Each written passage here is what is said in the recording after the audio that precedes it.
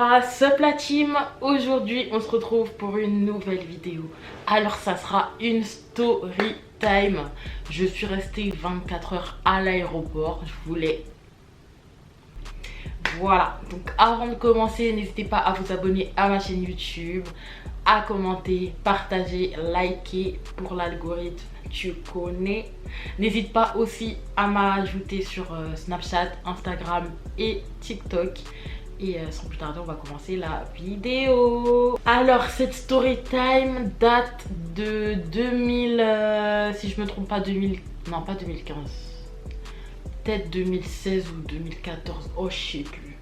Ça date un peu, donc même, il y a des trucs que je pourrais pas bien vous raconter, mais voilà, grosso modo, vous allez connaître l'histoire. Donc en gros, je devais partir en vacances avec ma soeur, ma grande soeur. Et en fait ma soeur elle travaille dans un centre, je sais plus si, ouais c'est centre social. Enfin bref du coup, et en gros pour faire partir les enfants de genre la cité et tout, enfin vous avez capté. Il y a des trucs, bah voilà, ils partent en vacances. Et ma soeur elle m'a intégré dans le séjour et on devait partir aux îles Canaries. Donc on avait le départ à Charles de Gaulle. Donc c'était pas Orly, donc c'était plus loin de chez nous. Donc carrément on a fait tout le RERB jusqu'au terminus. On a pris la route, bah il était peut-être 4h, 5h du matin. On a fait tout le RERB. Et du coup on est arrivé très tôt. Donc je sais plus on est arrivé vers quelle heure, mais en tout cas il était plus de... Enfin, avant 7h en tout cas. Avant 7h sûr. Je crois qu'on a enregistré les bagages à 8h et que le vol était prévu pour 10h. Donc bref, jusqu'ici tout va bien, on est là. Donc on n'est pas en retard. On a déjà enregistré les bagages. On se dit vas-y 8h, il manque 2h. Après on embarque. Genre c'est pisse en fait. Les gars, si on savait ce qui nous attendait.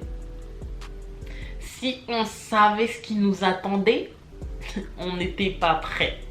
Donc ce qui s'est passé, bah, c'est qu'on était assis, on était sur nos téléphones, on parlait, on jouait aux cartes, on faisait tout ce qu'on pouvait faire quoi à l'aéroport. Donc l'heure passe, 10h arrive, on voit que l'aéroport commence à se remplir parce que où on était en fait, dans le terminal qu'on était, il y avait vraiment pas beaucoup de monde. Je sais pas dans le reste de l'aéroport s'il y avait du monde ou pas, mais nous c'était vide, limite il y avait que nous. Et au fur et à mesure que l'heure passait, il y avait des gens qui commençaient à arriver en fait pour prendre leur avion. Donc on voit des gens qui s'enregistrent, on voit des gens qui vont en salle d'embarquement, on voit des gens qui rentrent dans l'avion, on voit des gens, les gens ils font tout, mais nous on est là. Nous on est là, on comprend pas. Donc on cherche à écouter à chaque fois qu'on entend la voix là, la fameuse dame qui te dit oui, vol numéro non. On n'entend jamais notre vol. On se dit mais oui. Là on commence un peu à se poser des questions. Donc on se dit bon vas-y, on en avait marre de rester là. Donc on s'est promené dans l'aéroport. Donc Charles de Gaulle c'est archi grand.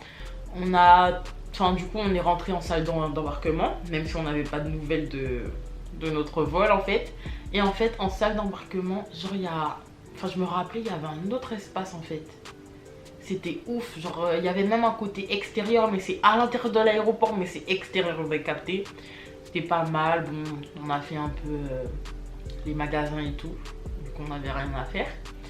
Et ensuite, bah, on revenait au siège, enfin du coup, vraiment dans la salle d'embarquement, on revenait là. Et toujours rien.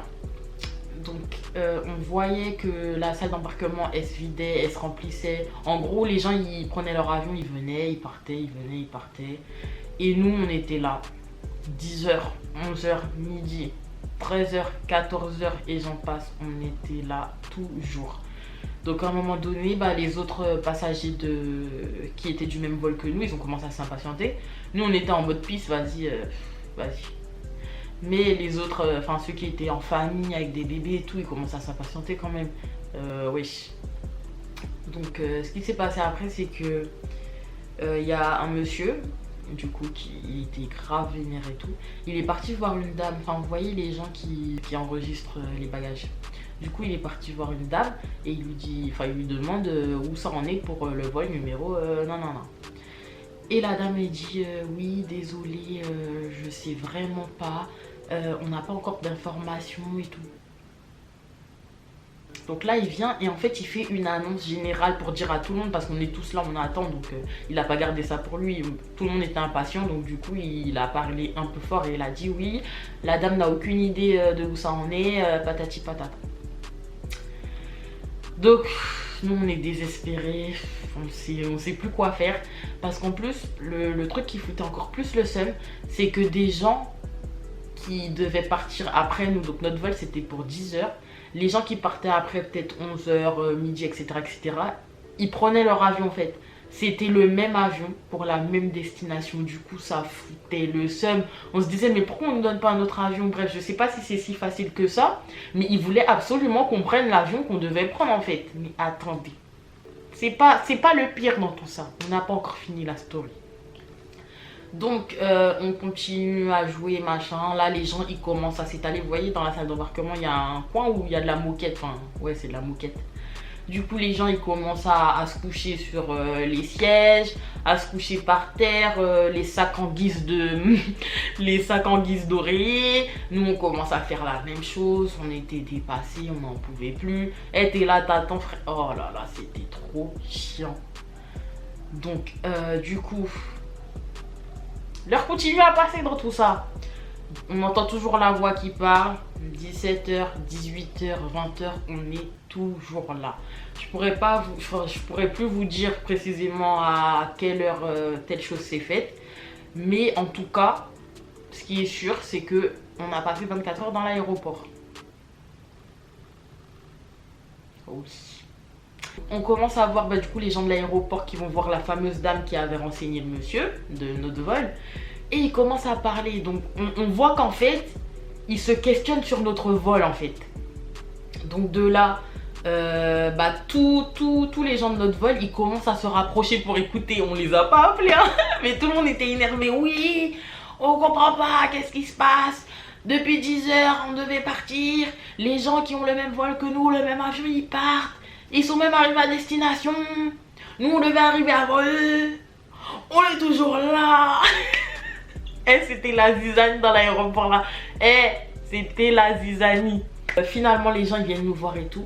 Au moment où ils viennent nous voir, il y a la voix là qui dit oui, le vol, non, c'était notre vol cette fois là. Donc tout le monde ouvre ses oreilles. Et on entend la voix qui nous dit, donc en même temps que le monsieur du coup de l'aéroport là, il vient nous expliquer ce qui se passe. La voix dit oui, nous rencontrons un problème avec l'avion pour le vol. Et du coup, on se déconnecte de la voix, on écoute le monsieur. Et là, il nous dit oui, en effet, l'avion il est en panne. Et en fait, on trouve pas la même pièce qui est en panne. Du coup, ils ont envoyé des avions dans tous les pays d'Europe pour trouver la fameuse pièce pour réparer l'avion. Non les gars. De là, on a commencé à péter les plombs encore plus. Parce que wesh, donnez-nous un autre avion. Pourquoi vous voulez le réparer pour nous donner le même? À tout moment. Je vais trop dire ça au lieu de dire à tout moment. Je dis à tout moment. Et à tout moment, l'avion il crache, wesh. Pourquoi vous voulez réparer l'avion pour nous donner le même qui est en panne, la meuf? Et là, la paranoïa, tous les voix. On était païens déjà. On campe là. On est en train de camper. C'est quoi? Remboursez-nous en fait. Du coup, 21 h, 22 h, 23 h, minuit. On est toujours là. On est couché. On n'en peut plus. On a faim. Comme je vous ai dit tout à l'heure, c'était la zizanie. Ensuite, dites-vous qu'on est resté là jusqu'à 7 h du matin. Les gars, on a passé 24 heures à l'aéroport. On devait être aux îles Canaries sous le soleil. C'est pas à 8 h du matin, c'est là qu'ils décident. Du coup, le lendemain, ils décident de nous donner une chambre d'hôtel. Les gars, donc nous on s'est dit bon, au moins mieux vaut tard que jamais. On va à l'hôtel en fait, c'est gratuit en fait. Eh, on n'est même pas resté 2 heures parce que du coup l'avion il avait été réparé et on a pris l'avion à 10 heures, donc du coup 10 heures du lendemain. Les gars, on était dépassés, on était énervés, on est rentré dans l'avion, on était énervés. Et c'est pas genre quand du coup on retourne à l'aéroport, on voit les chaînes télévisées, on voit TF1 et tout. On voit des chaînes en fait, ils voulaient nous interviewer. Nous on était fâchés. Nous on est rentrés, on était fâchés. Je crois qu'il y a un seul monsieur qui est parti témoigner, mais nous on était trop fâchés. Au final, on est bien arrivé à destination, on a passé de bonnes vacances. Si je retrouve des photos, je vous mettrai pendant que je raconte et tout. Je sais plus si à ce moment-là j'avais snappé et tout. Après ça doit être sur mon ancien ordi. Donc déjà il faut que je retrouve le mot de passe, que je le charge, déjà trouver le câble. On va savoir où il est. Je vais essayer tout ça. Bon, s'il n'y a rien, c'est pas grave. Mais en tout cas, voilà. Les péripéties. Franchement, mauvaise expérience. En tout cas, voilà, j'espère que vous avez bien aimé cette story time. Je vous fais de gros bisous. N'oubliez pas de liker, commenter, partager et vous abonner à ma chaîne YouTube. N'hésitez pas à m'ajouter sur mes autres réseaux Snapchat, Instagram et TikTok, Manon Vanity. Et je vous fais de gros bisous. Je vous dis à la prochaine pour une nouvelle vidéo. Bye!